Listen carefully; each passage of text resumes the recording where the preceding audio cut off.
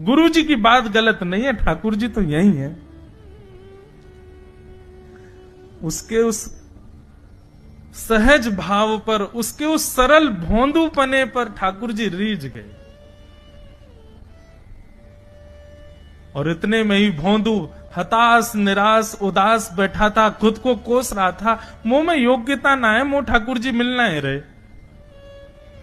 इतने में ही देखा सामने से असंख्य गाय, तभी देख रहा है भोंदू पीतांबरी पहनी है, गले में वैजंती माला धारण की है, सिर पर पाग पहनी है, एक कान में कुंडल है, मंद मंद मुस्कुरा करके दतुइयां दिखा रहे हैं, कटाक्ष नेत्रों से कभी इधर देख रहे हैं कभी उधर देख रहे हैं, अपनी वेणु को कमर में कस करके गैयाओं के गले में गलवैयां डाल करके श्याम सुंदर भोंदू की तरफ चलते भय आ रहे हैं।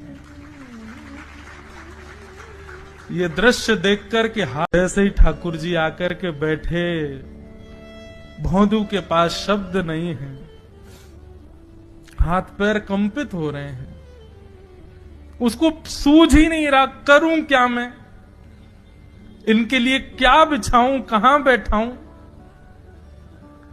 ठाकुर जी ने अपने आप ही भोंदू के गले में हाथ डाली, अरे तेरा नाम कहा है।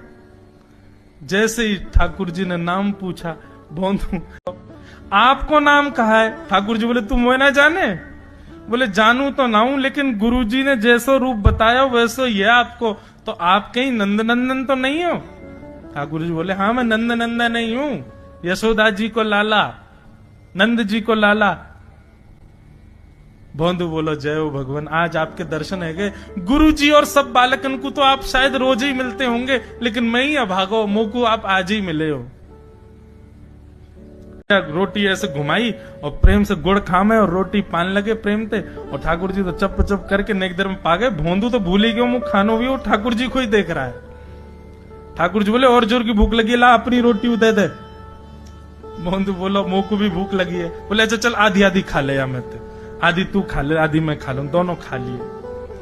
कल तो नेक्स्ट से ज्यादा सी रोटी ले आइयो, भूख ज्यादा लगे, और सुन यही समय आइयो, मिलूंगा कल भी तोते।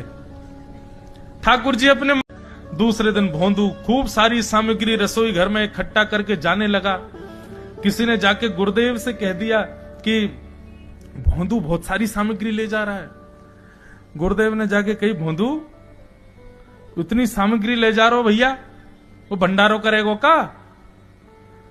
नहीं गुरुजी भंडारो तो नहीं करूंगा, वो नंद नंदन नाम है, वो यशोदा नंदन मदन मोहन, वो अपनी गैया चरा के आए, कल भी आए, मेरी रोटी खा गए। भोंदू कभी झूठ नहीं बोलता, भोंदू की बात पर विश्वास करना ही पड़ेगा। गुरुदेव बोले सुन सुन ठाकुर जी आए थे? बोले हाँ। अच्छा उनका रूप कैसा था? जैसा रूप आपने बताया था ना गुरुजी बिल्कुल वैसा, ऐसे कटाक्ष नेत्र मोती जैसे दांत, ठाकुर जी की मुस्कान ऐसी, पाग ऐसी, कान ऐसे। गुरुदेव के तो नेत्र बंद हो गए, वे सब अनुभव करने लगे। लेकिन गुरुदेव बोले रूप कैसा भी बता दे, चरण यदि इसने बता दिए तो मैं मान जाऊंगा कि ठाकुर जी थे। जब चरण का यथावत वर्णन भोंदू ने कर दिया, गुरुदेव समझ गए, बोले निश्चित ठाकुर जी आते। नहीं तो भोंदू कहां जाने, इतनी बुद्धि नहीं है उस पे कि वो इतना सब कुछ ढूंढ धाड़ के मुझे बताए। भोंदू एक काम करेगा? बोले हाँ। ठाकुर जी आएंगे तो तेरे सखा बन गए? बोले हाँ। तो उनको लेकर के आश्रम आ जा, यहां पे आ जा। भोंदू जा बेटा। भोंदू वन में चला गया। अब तो उसको मिलने की भी एक्साइटमेंट नहीं है और कोई उसके मन में भाव ही नहीं है, उसको ये है बस ठाकुर जी को मैं ले जाऊं।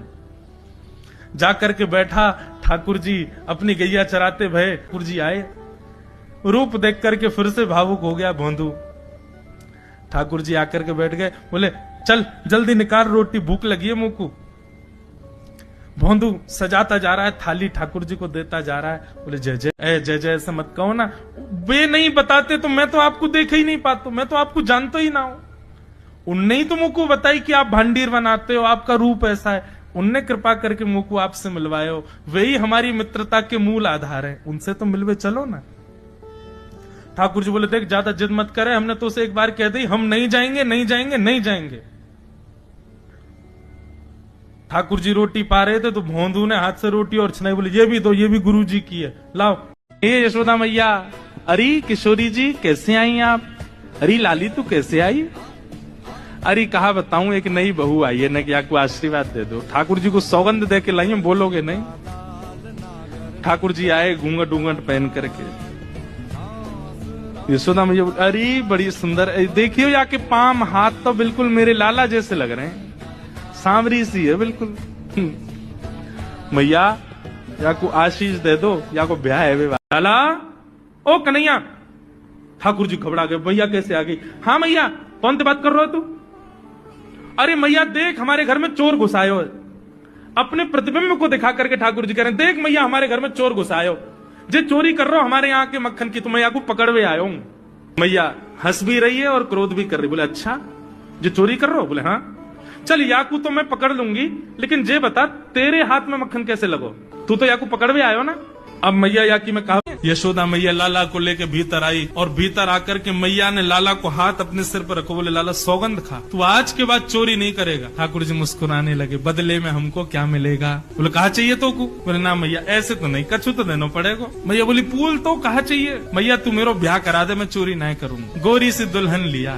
मैया कितने भी गुस्सा में हो, लेकिन लाला की नटखट बात सुन के मैया के सौरो गुस्सा दरो रह जाए। बोले लाला तू ऐसे बात मत करे, कर मुंह गुस्सा आवे तो को मारूं, तो को डांट जैसी लीला करे। और एक गोपी ने तो ऐसी बात कह दी, बोले किसी के यहाँ क्या किया क्या किया क्या किया मुझे नहीं पता, लेकिन मेरे यहाँ जो किया वैसा किसी के यहाँ नहीं किया होगा। मैया बोली कहा? बोले मैया 3-4 बार चोरी कर ली लाला ने, तो मैंने ऐसी व्यवस्था कर दी कि लाला भीतर आ ही नहीं पायो। तो तिरछी नजर करके बोलो, भाभी तेने हमारो हक मारो है, कल तेरो हक हम मारेंगे, कल तेरे घर में चूल्हो जल नहीं पावेगो। तो बोले कहा कियो फिर? बोले सवेरे सवेरे भोर में ब्रह्म मुहूर्त में सबरे ग्वाल बालन के संग आयो, और बोले भाभी जी कल वास्तव में हमारो मन ही ना हो चोरी करवे को। आप तो कहा आप तो कछु कर लो, हम तो फिर कर जाएंगे, आपके आंखन के नीचे से चोरी करके जाएंगे। मैंने की लाला चल अब बात मत बनावे, जल्दी नहा धो के आ जा। तो मुझे बोले काई को नहा धो के क्यों आऊं? बोले आज तेरे भैया को जन्मदिन है, सत्यनारायण भगवान की मैंने कथा रखी है, पंजीरी बूझ रही हूँ, कथा होएगी फिर पंजीरी बांटूंगी। तो मेरे सामने ऐसे खड़ो है क्यों? बोलो वैसे सही पूछे भाभी तो तू मेरी पूजा कर ले, सांचो सत्यनारायण तो मैं ही हूँ, ए झूठे मूठे सत्यनारायण की पूजा काई को करे मेरी कर ले। सो मैंने मजाक में आ रही है, और यशोदा मैया आश्चर्य में सुन रही है, मेरे पास आवे तब तो ऐसा सीधो बन के रे